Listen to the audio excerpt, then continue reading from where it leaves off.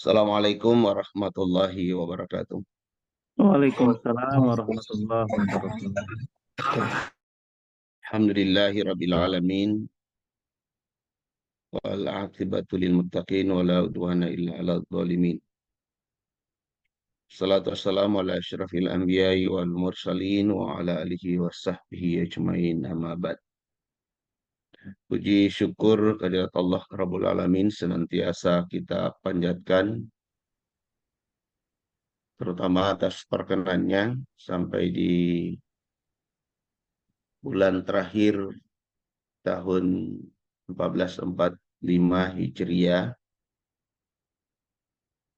terutama saya sebagai handa ya, masih diberi kesempatan bermuajahah meskipun melalui Zoom meeting dia dengan adik-adik dari para ortob.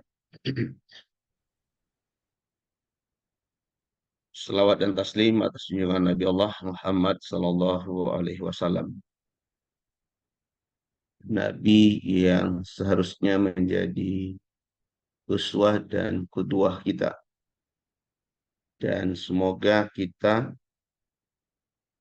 termasuk angkatan muda istiqamah menjadikan beliau sebagai uswah dan qudwah.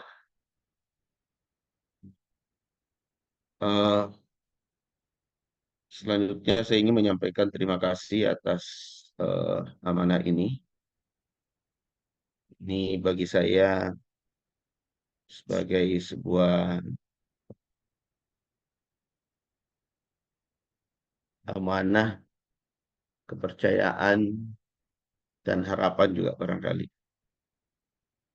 eh, dari para angkatan muda untuk bisa menyampaikan sesuatu berkaitan dengan Idul Adha, gitu ya. Ketika kita bicara Idul Adha dalam konteks teologis, ini tidak bisa berdiri sendiri. Kenapa saya mengatakan tidak berdiri sendiri? Karena dari segi penamaan Idul Adha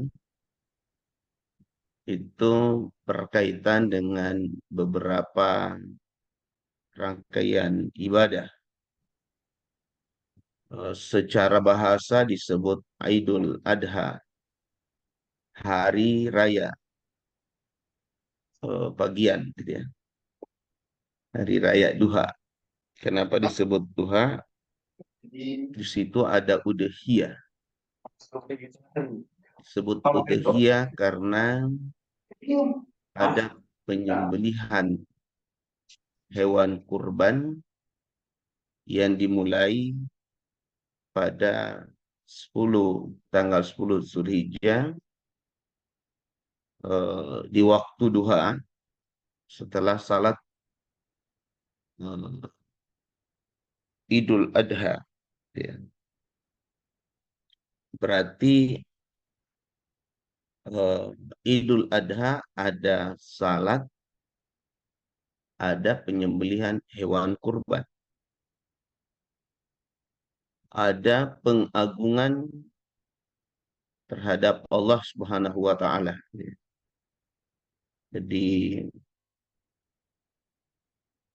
itu pun juga ketika hanya berkaitan dengan kita yang ada misalnya Indonesia. Tapi ketika Idul Adha dikaitkan dengan saudara-saudara kita yang melaksanakan ibadah haji, maka Idul Adha bagi mereka yang utama adalah pelaksanaan rangkaian manasik haji, di mana setelah melaksanakan Jamrah Aqabah, lalu kemudian bagi mereka yang memiliki kesempatan untuk melaksanakan eh, salat sunat juga atau salat Idul Adha, mereka juga boleh sambil setelah itu bisa menyelesaikan hajinya sampai tahallul, kecuali beberapa wajib yang belum. Tapi tawaf ibadah, kemudian sa'i, bercukur dan tahallul itu bisa diselesaikan di hari ke-10, dan setelah itu juga dia bisa melanjutkan dengan penyembelihan hewan kurban, atau karena sudah sistem yang ada sekarang tinggal menyetor gitu ya, baik dam maupun kurbannya, apakah di tanah haram atau dititip di panitia masjid di kampungnya atau di mana saja. Berarti hari raya pagian gitu ya, Adha itu bukan hanya dalam bentuk salat gitu ya. Eh, Bahkan disebut juga hari itu Yaumun Nahar, karena dia ada apa ya, kurban itu dilakukan dalam bentuk penyembelihan hewan kurban. Jadi hari mengalirkan darah, atau hari, ya kasarnya hari pembunuhan ya, hari melahirkan darah. Sehingga biasa ketika dipisahkan antara salat dengan nusuk, maka Idul Adha sebagian mufasir menjadikan salah satu penafsiran dari Quran surah Al-Hajj ayat 30 berapa itu? 37 ya. A'udzubillahi minasyaitonirrajim.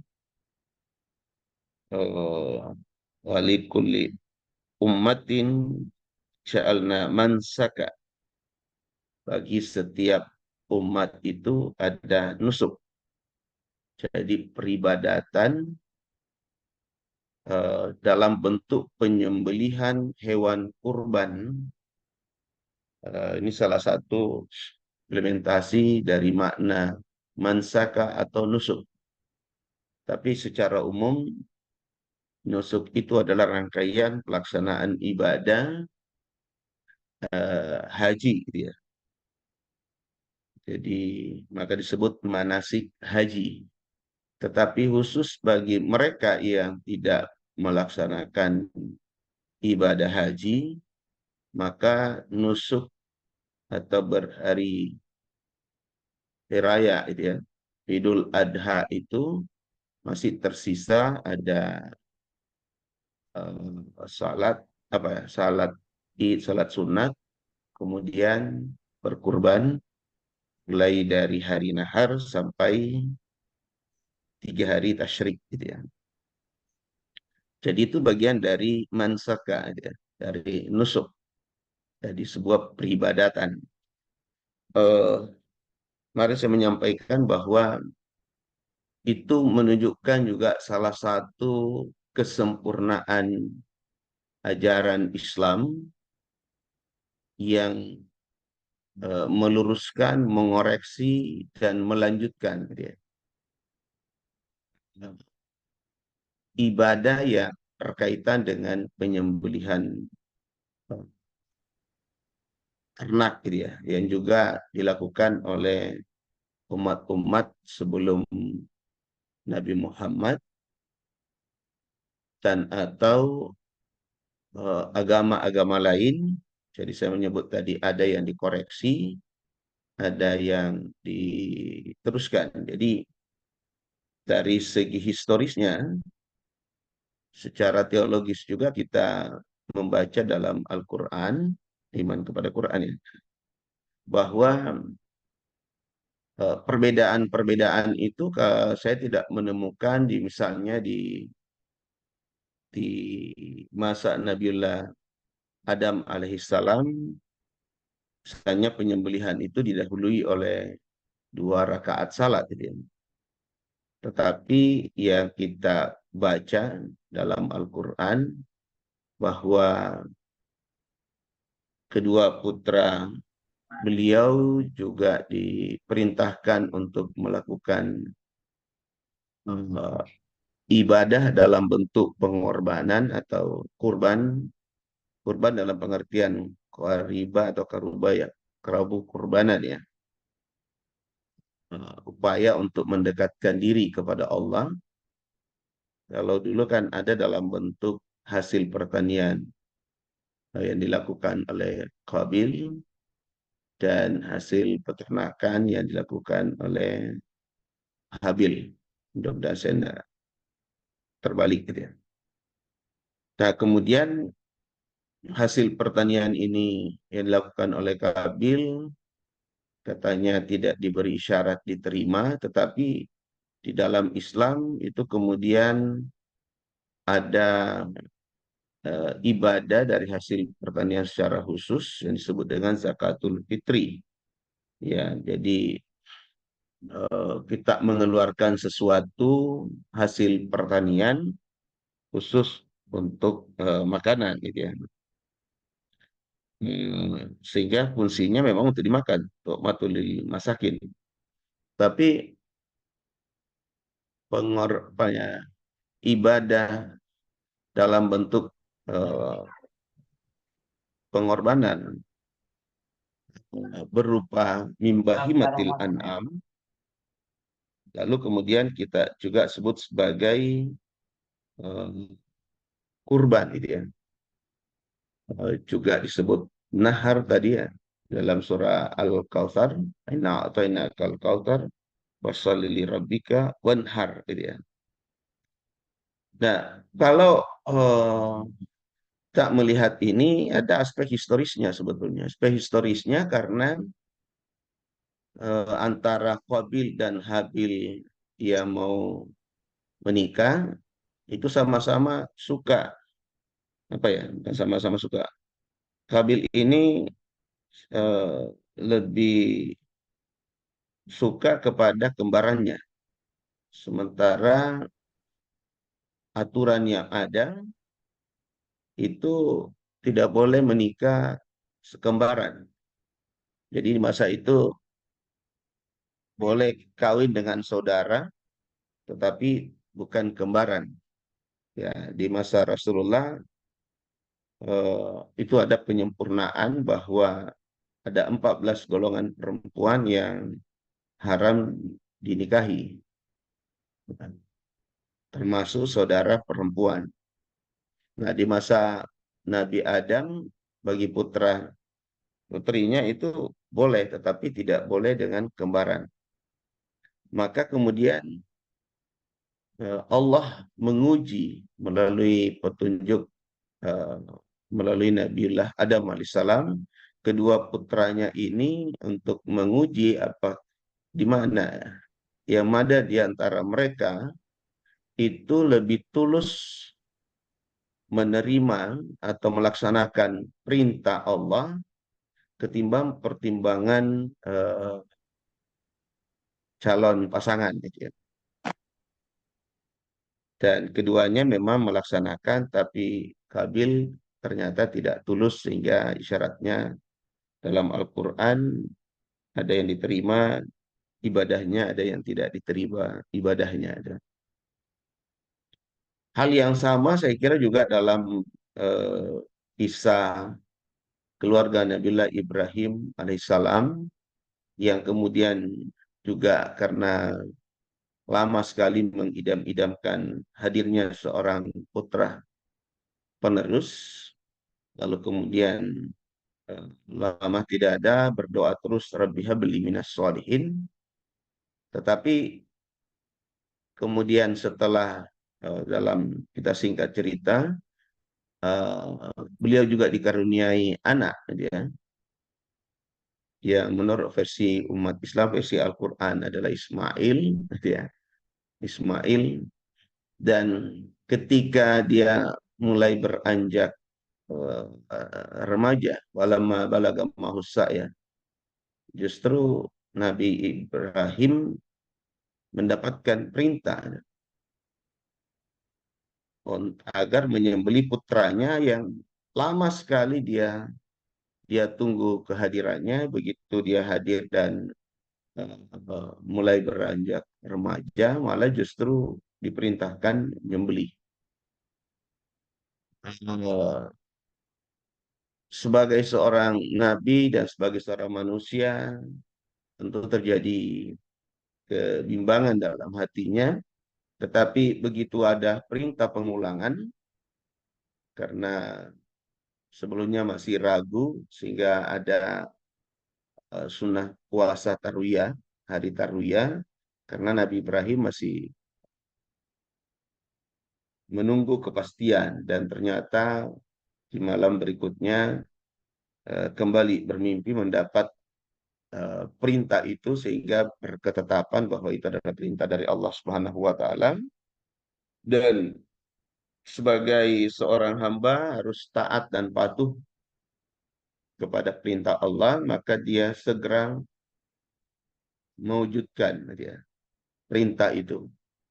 Jadi sami'na wa ata'na. Ini juga menjadi sebuah pembelajaran bagi kita bahwa memang terkadang sebuah perintah Allah itu di luar nalar kita, gitu ya. Atau rasa keadilan yang kita pahami. Sebagian orang menganggap bahwa perintah Allah kepada Nabiullah Ibrahim alaihissalam menyembelih putranya adalah sebuah bentuk eh, perintah yang kemudian, ya kalau bahasa kita, melanggar HAM ya, tidak pri kemanusiaan, tidak pri kemanusiaan. Masa sih orang disuruh sembelih putranya?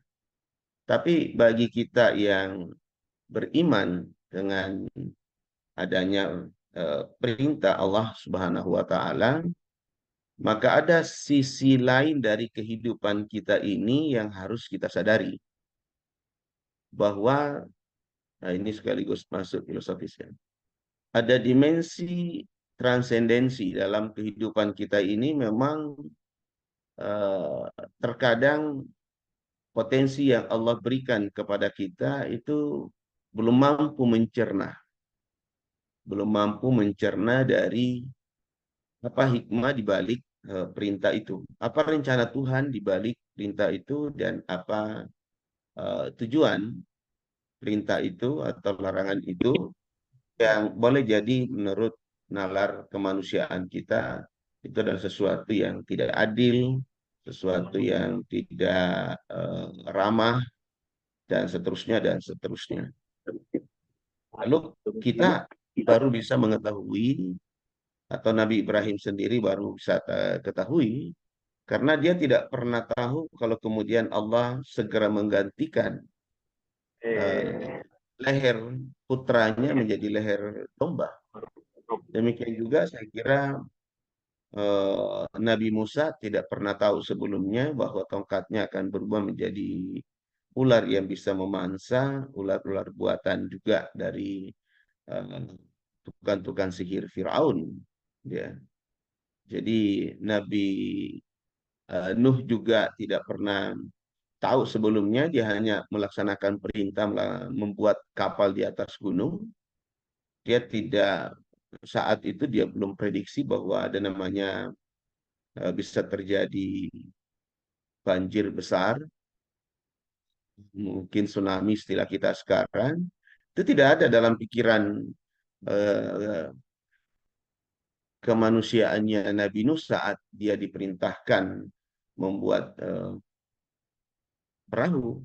Tetapi karena itu dia yakini sebagai sebuah perintah dari Allah, maka dia laksanakan. Apa yang saya ingin katakan dalam konteks ini, memang kita kadang menjadi orang yang sangat kritis gitu ya.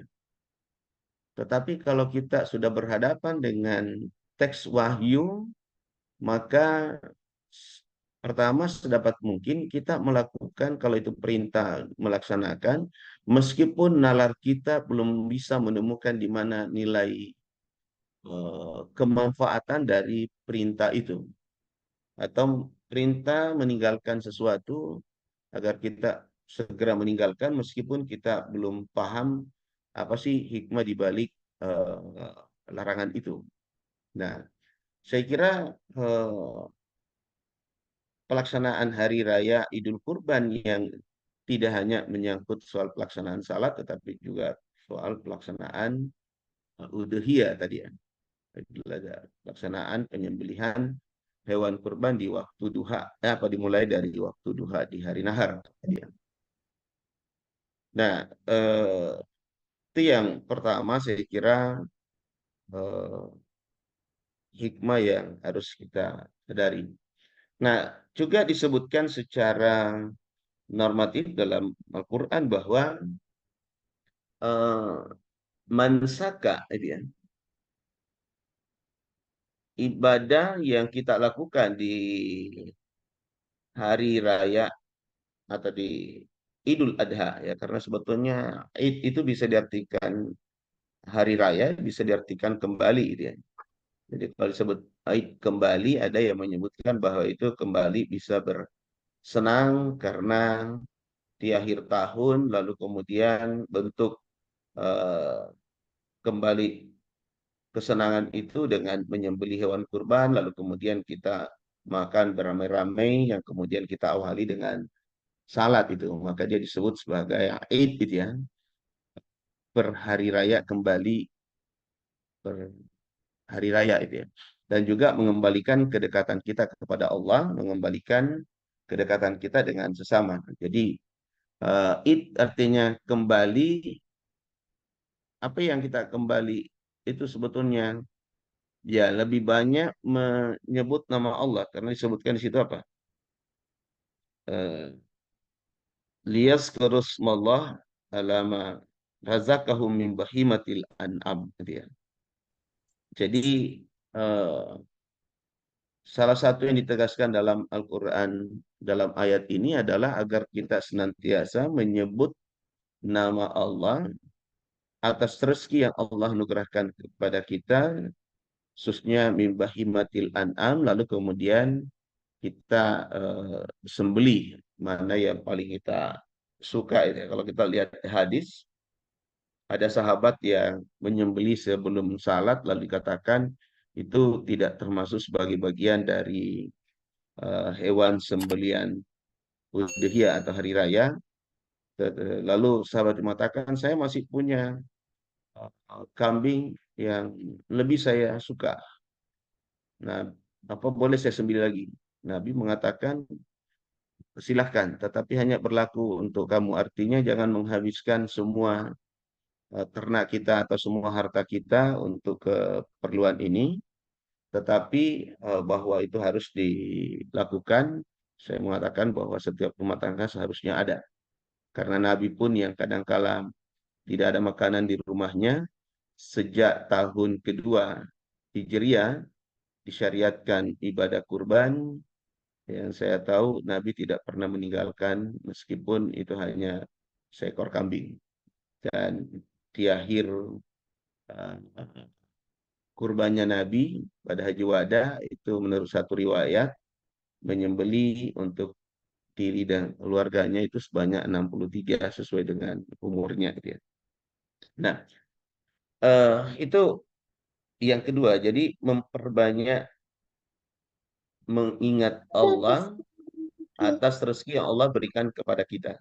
Kalau di Idul Fitri kita kembali kepada kemakan dan kefitrahan karena kita habis puasa. Kalau ini Allah mengisyaratkan bahwa kita mendekati kembali mendekat kepada Allah yang disebut kurban itu dengan mensyukuri nikmat Allah dan mentaati perintahnya yang kemudian mengambil peribadatan dalam bentuk penyembelihan hewan kurban gitu ya. Lalu kemudian di momen itu juga kita kembali dekat dan bahkan bergembira karena dia merupakan hari raya, eh, itu kita juga bisa lihat gitu ya. Jadi ramai-ramai kemudian bisa dalam bentuk apa tuh istilahnya ya, takbiran, bisa bersama, bisa ini. Jadi selain mengagungkan Allah, itu juga adalah bagaimana membangun solidaritas dia. Secara bersama-sama mengagungkan Allah, secara bersama-sama melaksanakan eh, salat Idul Adha yang menurut riwayat bahwa Nabi salah satu yang ditunjukkan ketika melaksanakan hari raya, baik Idul Fitri maupun hari raya, itu adalah menyapa seluruh sahabat-sahabatnya, termasuk jamaah perempuan meskipun secara umum. Tapi jamaah laki-laki ditunjukkan Nabi mengambil jalur yang berbeda antara kepergian dan kepulangan. Karena beliau ingin menemui seluruh sahabatnya, kira-kira seperti itu. Nah, dalam penyembelihan hewan kurban juga demikian.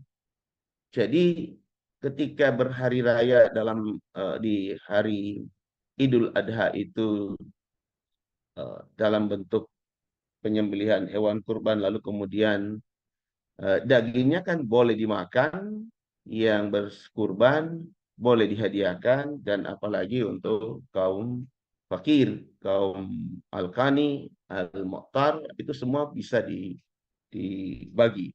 Itu juga mengisyaratkan bahwa sebetulnya hari raya Idul Adha ini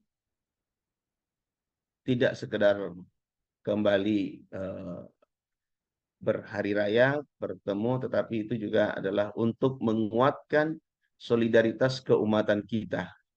Kalau nusuk yang dilakukan jamaah haji, ada pertemuan akbarnya kemarin atau hari ini ya, kalau sebentar ini atau sekarang sudah ada di sana berkemah di Arafah, eh, lalu kemudian ke Mina semuanya bersama-sama dengan nanti mampir tentu di Musdalifah. Lalu kemudian nanti dia tawaf ifadah sekaligus bisa salat Id dan seterusnya. Nah, bagi kita yang tidak berangkat itu setelah melaksanakan salat berkurban dan lalu kemudian berkurban, ini juga untuk menguatkan solidaritas keumatan kita dalam skala lokal gitu ya, dalam skala lokal. Nah, sisi lain yang kita bisa gali juga karena ada kitab yang ditulis Hujatullah Al-Baligah ya, uh, Syawaliullah Ad-Dahlawi, itu judulnya kalau tidak salah Hikmatut Tasyri' wa Falsafatuhu. Dan di antara juga eh, hikmah di balik Idul Adha ini selain menunjukkan ketaatan kita kepada atas perintah Allah, juga menunjukkan kemampuan kita untuk bisa mendahulukan dan menunjukkan kecintaan kita kepada Allah Subhanahu wa taala dibandingkan dengan kecintaan kita kepada selain Allah. Ya, mulai dari kisah putra Nabi Adam uh, yang seharusnya mengungguli ya, kecintaannya kepada Allah harus unggul ketimbang kecintaannya kepada calon istrinya dia atau keinginannya untuk beristri yang lebih dia sukai. Demikian juga Nabi Ibrahim harus berkorban mengalahkan kecintaannya kepada putranya yang saat itu ya lama sekali ditunggu karena kecintaannya kepada Allah harus didahulukan gitu ya. Sehingga dia rela dan tulus untuk melaksanakan perintah Allah menyembeli putranya yang kemudian di luar eh, kehendaknya ternyata kehendak Allah lain gitu ya. Nah, kita juga kalau misalnya hari ini ya syariatnya adalah mengorbankan bahimatil an'am, tapi filosofisnya itu bisa bahimatil an'am ini bisa saja dalam bentuk keluarga juga, bisa dalam bentuk harta benda, bisa dalam bentuk jabatan, dan seterusnya, perhiasan dunia, ketika berhadapan dengan perintah Allah untuk menunjukkan kecintaan kita kepada Allah dan Rasul-Nya, harusnya cinta kepada Allah, maka seharusnya ya mengikuti eh, jejak dari para nabi ini, kita juga melakukan hal yang sama gitu ya. Nah, ini yang saya kira sangat berat kita hadapi, tapi kalau kita lihat dalam kisah profetik keluarga Nabi Ibrahim, itu tidak hanya melibatkan bapak sama anak kan, tapi Nabi Ibrahim sebagai bapak rela mengorbankan putranya, Nabi Ismail sebagai anak atau remaja yang kalau itu dipikir, wah ini kan saya masih masih punya masa depan panjang, kenapa saya harus dikorbankan, kenapa bukan bapak saja, kira-kira begitu. Tapi dia menunjukkan sikap kesabaran, ketabahan, menerima dan mendukung eh, orang tua yang akan melaksanakan perintah Allah. Jadi bukan sebagai seorang anak yang menghalang-halangi orang tuanya melaksanakan perintah Allah. Nah, itu artinya kalau kita menggunakan mafhum mukhalafah, jangan sebaliknya. Anak ini karena merasa bahwa ini era saya, lalu kemudian eh, menjadi apa namanya garda terdepan untuk dengan atas nama perubahan, tetapi itu adalah melakukan pelanggaran-pelanggaran, gitu ya. Menjadi apa namanya itu peluncur-peluncur, jadi tenaga-tenaga relawan politisi untuk bagi-bagi sogokan.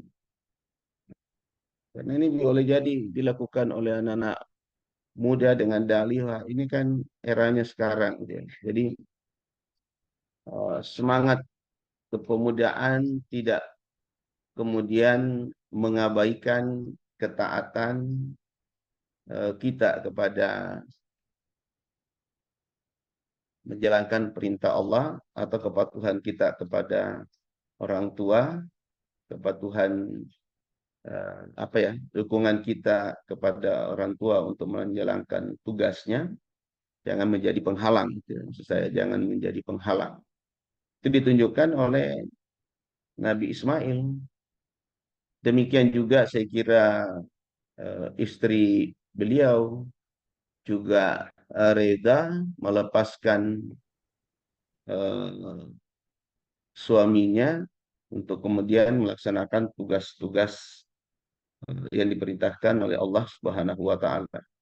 Nah, ini juga memang menjadi sangat sangat berat, tetapi ketika berhadapan dengan perintah Allah, maka kita harus memiliki kekuatan iman untuk memastikan bahwa ketertarikan kehidupan duniawi harus kita bisa kendalikan demi untuk menuntaskan perintah Allah Subhanahu wa taala. Saya kira itu sebagai pemantik, karena kalau ujian angkatan muda ini seharusnya ada ruang lebih banyak untuk berdiskusi. Tapi mohon maaf kalau nggak kepanjangan. Terima kasih. Assalamualaikum warahmatullahi wabarakatuh. Waalaikumsalam warahmatullahi wabarakatuh. Baik, terima kasih Ayahanda atas materi kita pada subuh hari ini. Kita membuka sesi pertanyaan. Mungkin ada teman-teman atau Kakanda yang berada di Zoom yang ingin bertanya terkait dengan seputar Idul Adha, filosofis atau teologi tentang Idul Adha. Baik, kami persilakan kepada Kakanda yang ingin bertanya.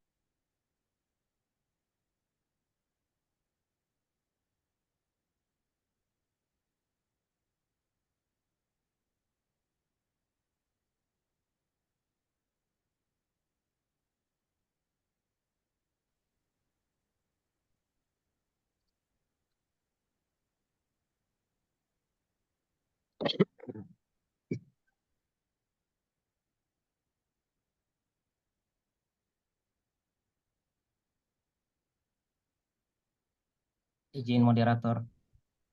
Ya, siap. Ya, Bismillahirrahmanirrahim. Assalamualaikum warahmatullahi wabarakatuh. Waalaikumsalam. Perkenalkan saya Hasanuddin dari PWPM Sulsel. Jadi pertanyaan saya terkait dengan Idul Kurban ini, eh, mungkin ini yang saya mesti pertajam mungkin Ustadz. Saya pernah mendengar satu ceramah bahwa Rasulullah itu eh, berkurban untuk keluarganya. Jadi Rasulullah itu berkurban satu ekor kurban untuk satu keluarga. Itu satu.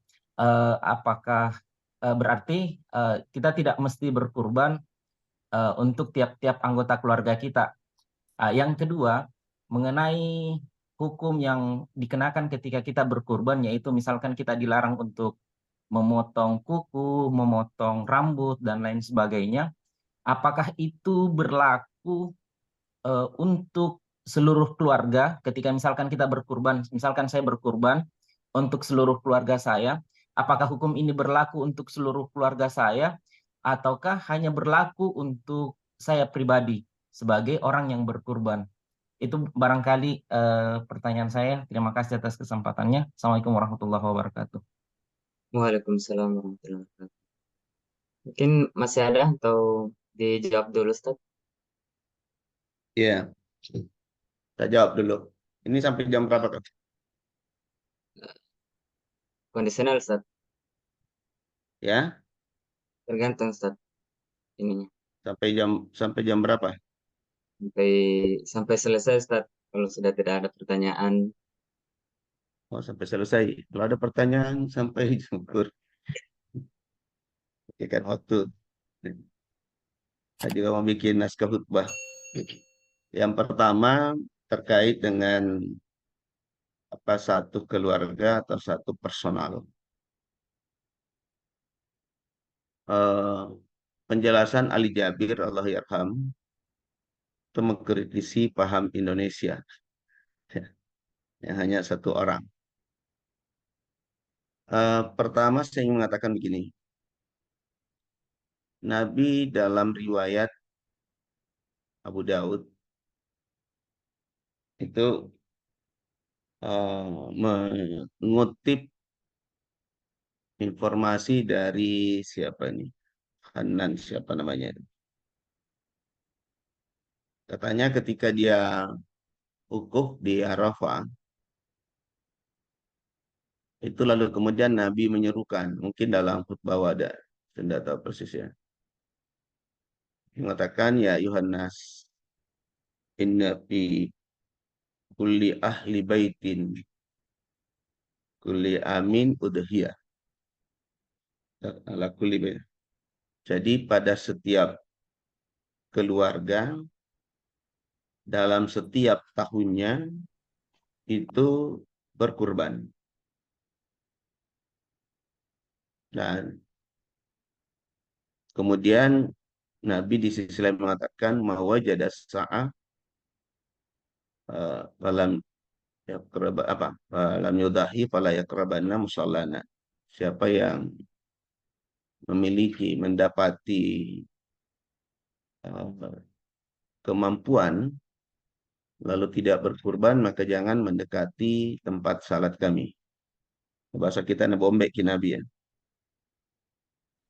Kalau bahasa aktivis itu namanya anggota yang tidak loyal.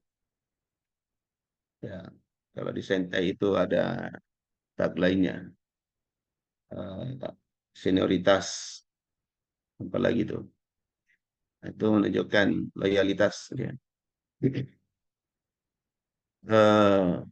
Sejak tahun kedua Hijriah sudah disyariatkan berkurban setiap tahun gitu ya.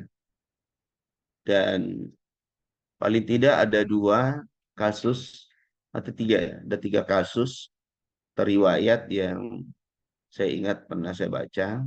Pertama, Nabi pernah menyembelih hewan kurban seekor kambing, dan kemudian ketika dia menyembelih, membaca subhanallah wallahu akbar sambil berdoa, Allahumma haza anni wa ahli wa malam yadahi min ummati. Ini dariku, dari keluargaku, dan dari umatku yang tidak berkurban. Nabi juga diceritakan pernah menyembelih hewan kurban yang dihadiahkan, itu 2 ekor, langsung juga disembelih 2 ekor ke keluarganya. Lalu kemudian juga di Haji Wada dalam satu riwayat sebutkan beliau menyembelih sampai bahkan membawa dari Madinah 100 ekor unta. Sama dengan ini. Itu sebagai hadiah. Mungkin sebagian sebagai ya, ya akan digunakan kalau yang ambil tamattu, masalahkan Aisyah disuruh tamattu ya. Lalu dia menyembelih katanya sampai 63 ekor untuk keluarganya. 37-nya dikasih Ali bin Abi Thalib dan keluarganya Fatimah, istri menantu Nabi, putri Nabi.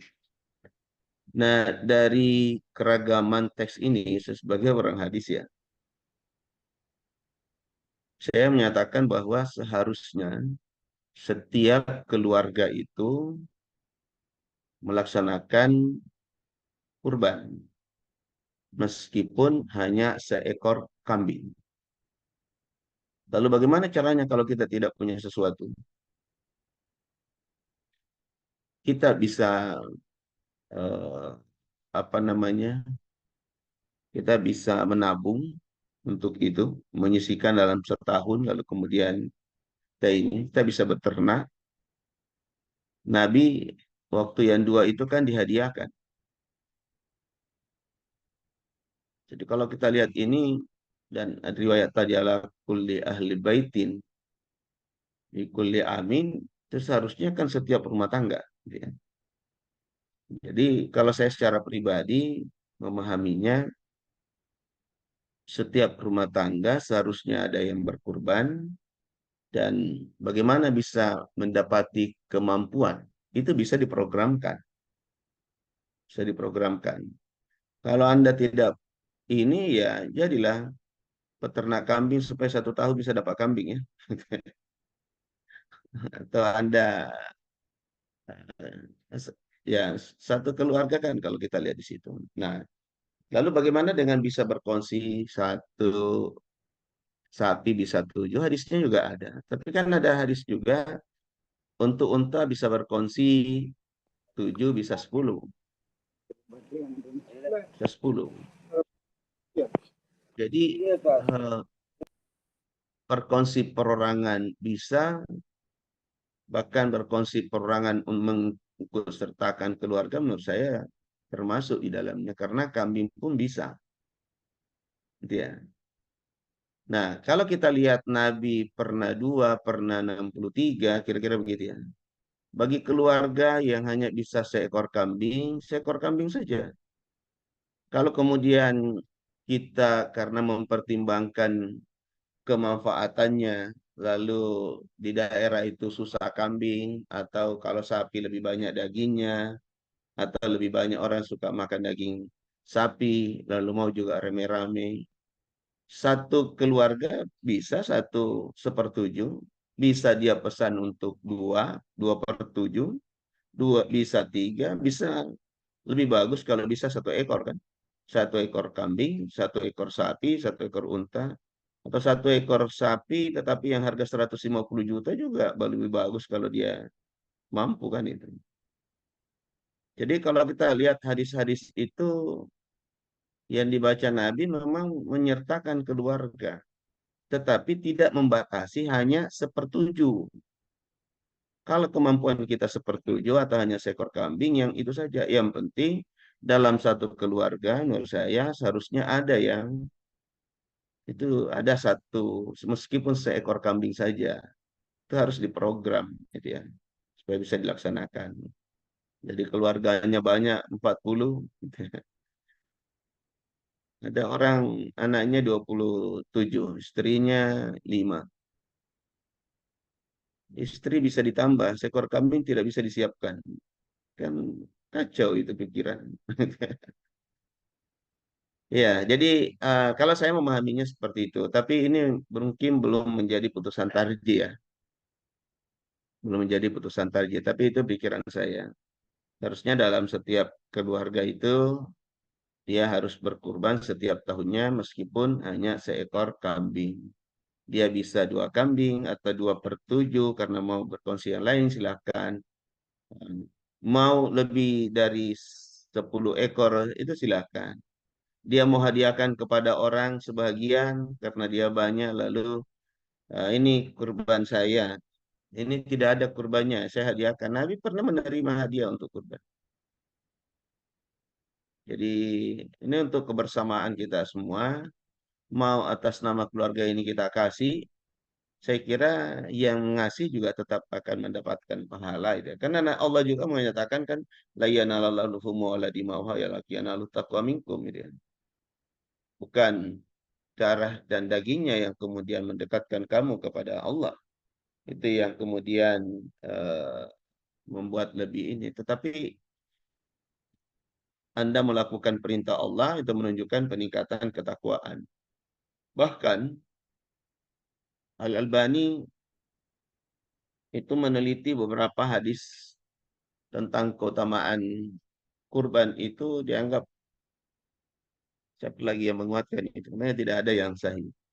Yang menyatakan setiap helai bulunya satu pahala, sebelum darahnya jatuh ke tanah itu sudah diampuni semua dosanya, dia akan menjadi kendaraan nanti di hari kemudian. Itu tidak ada yang menunjukkan kesahihan dari Nabi. Tapi yang utama itu adalah karena bukti ketaatan, bukti mendahulukan kecintaan kita kepada Allah, dan momentum itu dijadikan sebagai rakyat untuk memperkuat solidaritas keumatan kita.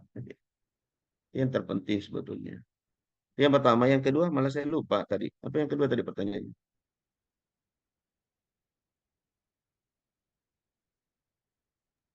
Izin.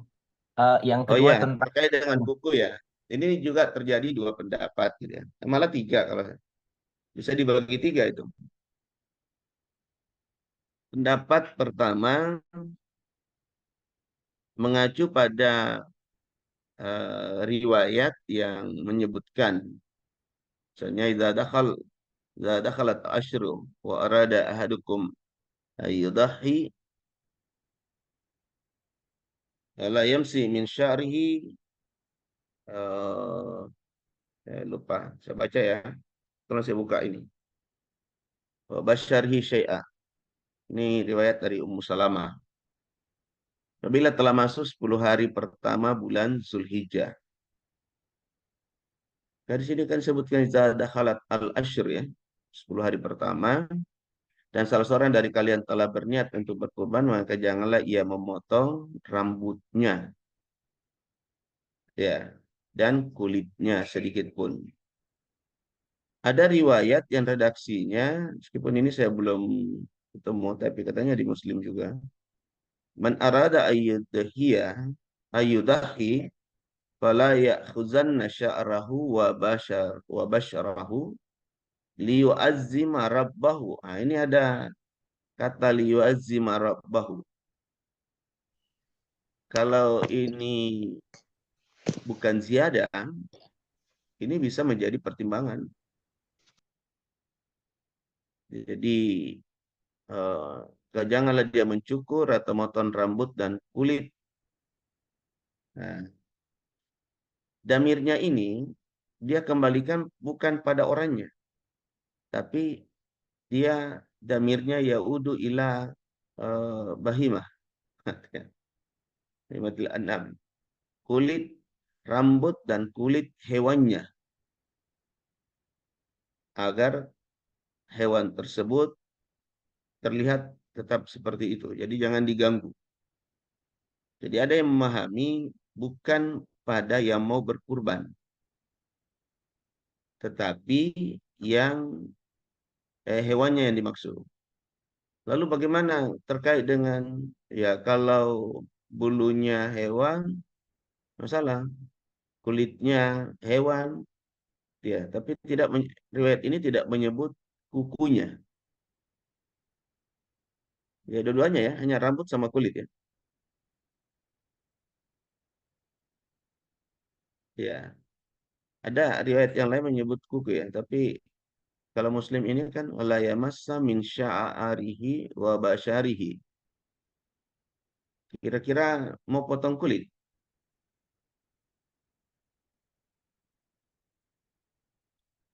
Ya, jadi ada yang menerjemahkan kuku. Mungkin ada riwayat lain yang memang menyebut kuku ya, saya lupa. Kayaknya ada. Nah, jadi kalau masuk kulit, eh, kira-kira kalau manusia bisa ya?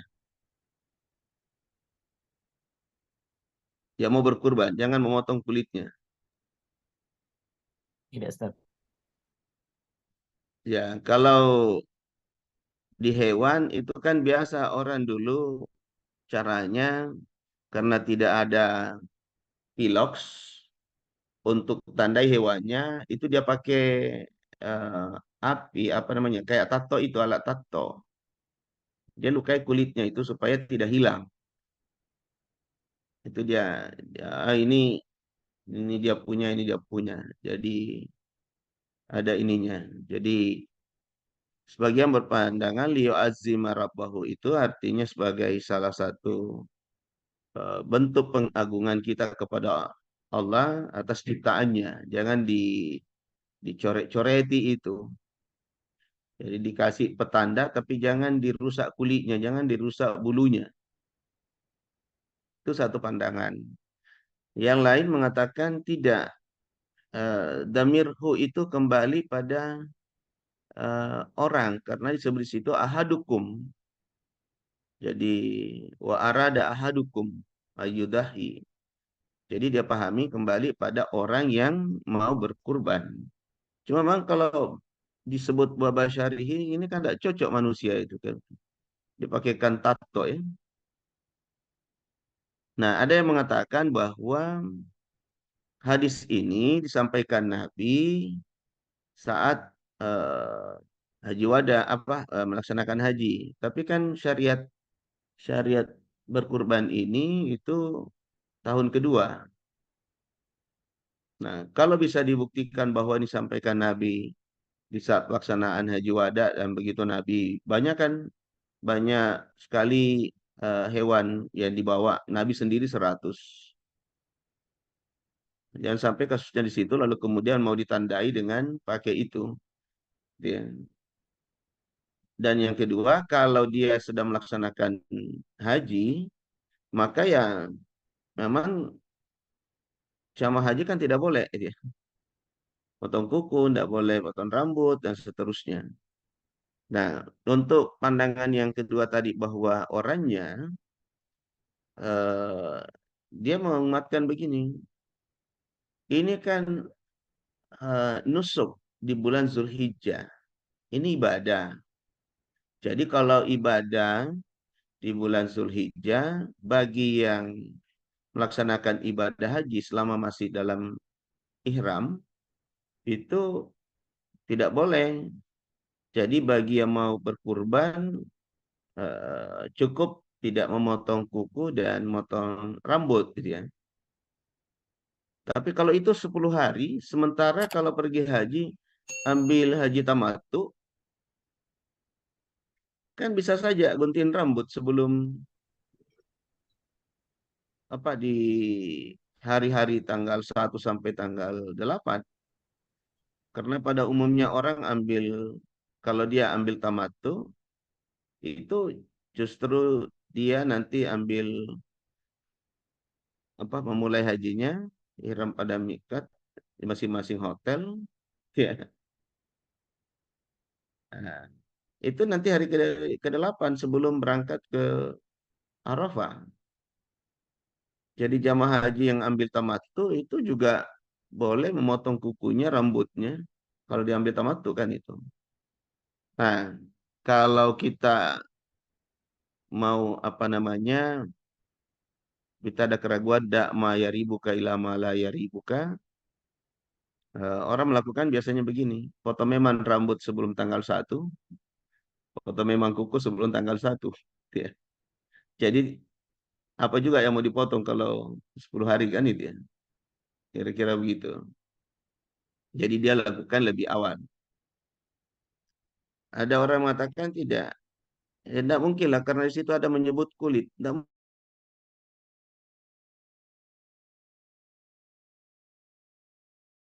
hewan. Karena tidak ada piloksnya, maka dia tandai hewannya dengan eh, dari bulunya. Sehingga di situ bisa jelek dilihat ya. Dan seterusnya. Jadi eh, bisa yang mana Anda mau perpegangi. Kalau mau lebih selamat, cukurlah sebelum tanggal 1 Zulhijjah. Potong kukunya sebelum tanggal 1 supaya tidak mengganggu. Jadi tidak ada pikiran untuk itu. Ya, saya kira itu respon saya. Terima kasih.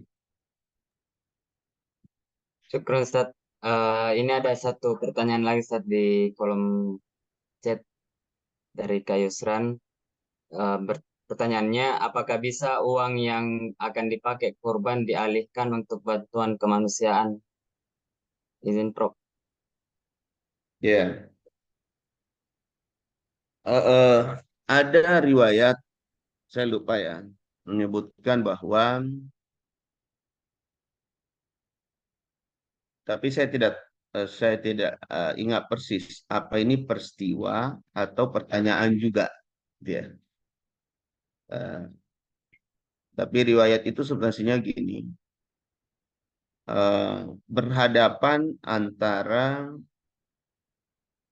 eh, ancaman kejiwaan dengan berkurban.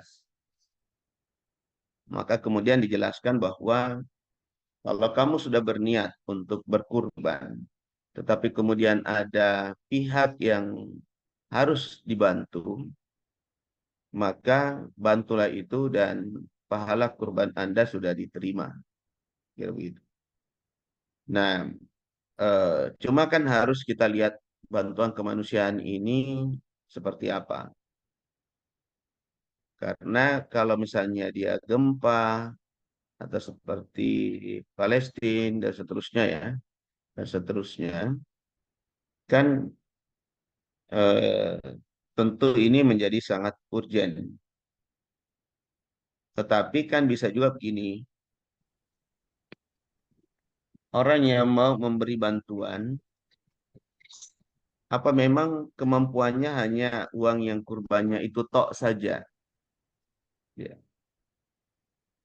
Jadi kalau saya, bagi yang hanya bisa berkurban dengan cara menabung, dengan cara ini, lalu ada juga pihak yang mau dibantu, lebih baik cari eh, penggalangan dana dari mereka yang memang lebih apa itu namanya, lebih berkecukupan supaya pelaksanaan kurban ini tetap berjalan dan bantuan itu juga bisa berjalan. Yang kedua, sudah lama Saudi masih, saya waktu 2002 2003 eh, kurban itu dititip sudah dititip untuk kemaslahatan eh, kelaparan di Afrika waktu itu seingat saya.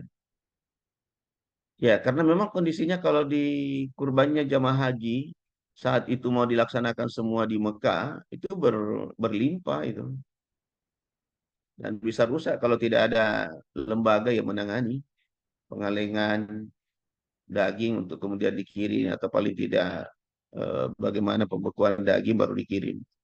Karena dagingnya kan untuk dibagi kan, bukan sekedar penyembelihannya saja. Nah, jadi kalau seperti Mekah ya ya, tapi kalau kita di Indonesia ini yang mau makan daging masih banyak sekali kan. Orang juga tanya kan, bagaimana kalau untuk beasiswa? Saya bilang, beasiswa itu bagusnya diambilkan dari hasil tambang saja. Negara yang harus hadir di situ. Nggak usah kita yang mau berkurban, itu lagi yang suruh biayai kebutuhan pendidikan anak bangsa. Bahkan yang lebih kaya dari itu kan jamaah haji ya. Nah, jadi saya mengatakan bukan tidak boleh. Itu boleh, tetapi kalau itu bisa diatur dengan baik, maka menurut saya eh, zakat lebih dari cukup kalau itu berjalan. Itu bisa membantu. Karena supaya tidak berkurang nilai, namanya Aid kan, hari raya. Kalau kurban dikirim semua tidak hari raya orang dong.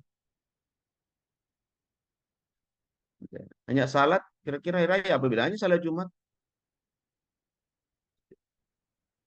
Jadi kalau saya katakan begini, jangan sumber-sumber ya,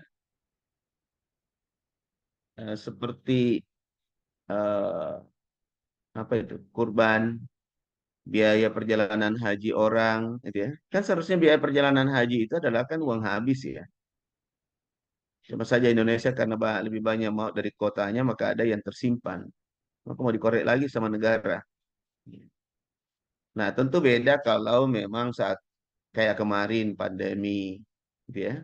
Di masa pandemi kan saya kira hampir semua kurban didistribusi dalam bentuk ini pada orang. Ada yang karena dibagi-bagi daging itu sendiri juga adalah bantuan kemanusiaan. Minimal sepertiga itu. Minimal sepertiga. Lah orang butuh uang untuk apa? Kalau untuk rumah sakit, oke. Tapi kalau untuk pendidikan, mestinya pendidikannya dimurahkan. Rumah sakitnya yang dibebaskan. Seingat saya waktu ke Mesir ambil short course, saya beritahu, tapi mungkin bisa dikonfirmasi yang dari Mesir. Tapi yang saya tempati itu air, listrik, gas. Jadi itu gas juga itu pipa langsung ke dapur. Jadi bukan tabung dipakai, itu gas mengalir setiap rumah. Itu negara semua yang jamin. Nah, sumber daya alamnya kayaknya kita lebih kaya deh. Tapi jadi pikiran itu ada karena pengelolaan negara yang kurang bagus. Kalau pengelolaan sumber daya alam ini bagus, saya kira tidak berpikir untuk mengambil kurban untuk kemanusiaan dalam konteks ini. Tapi ya memang kurban sudah sebagian untuk kemanusiaan ya. Tapi maksud saya supaya hanya dalam bentuk uang saja begitu ya. Ya, karena negara kurang ini. Jadi semua yang sifatnya ada masalah, apalagi dalam bentuk darurat itu harus dihindari. Jadi darurat itu tubihu bil mahzurat. Jadi, semua yang darurat itu sekalipun itu sesuatu yang salah, tetapi yang lebih parah itu bisa eh, melakukan yang salah karena ada yang lebih parah. Gitu ya. Bisa makan babi kalau jiwa terancam. Dia bisa tidak jadi sembelih hewan karena ada orang yang terancam jiwanya, apalagi banjir, bandang, gempa dan seterusnya. Itu silakan. Cuma kalau saya berpikirnya harusnya pemerintah hadir untuk menyiapkan anggaran itu supaya tidak mengganggu eh, kesempurnaan budaya kita itu ya. Kira-kira begitu. Allah alam. Baik, terima kasih Ustaz atas jawaban yang telah diberikan pada dua penanya.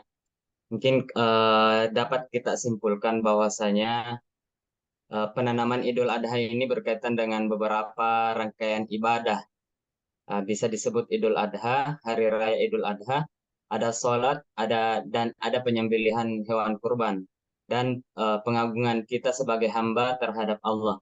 Dan Idul Adha pun bisa disebut sebagai hari mengalirkan darah atau pembersihan dosa. Idul Adha juga dapat diyakini untuk lebih memperbanyak mengingat Allah atas rezeki yang Allah berikan kepada hambanya. Mungkin cukup pada pagi hari ini kajian Angkatan Muda Muhammadiyah. Kami ucapkan banyak terima kasih kepada Ayahanda Prof. Dr. Haji Arifuddin Ahmad MAG atas waktunya di pagi hari ini kajian Angkatan Muda Muhammadiyah. Semoga Allah selalu memberikan kesehatan kepada Ayahanda. Mungkin cukup sekian kajian Angkatan Muda Muhammadiyah pada pagi hari ini. Saya selaku moderator menutup kajian kita pada pagi hari ini. Kurang lebihnya mohon dimaafkan. Nun wal qalami wa ma yasturun. Assalamualaikum warahmatullahi wabarakatuh. Syukron, Prof. Waalaikumsalam warahmatullahi wabarakatuh. Salam.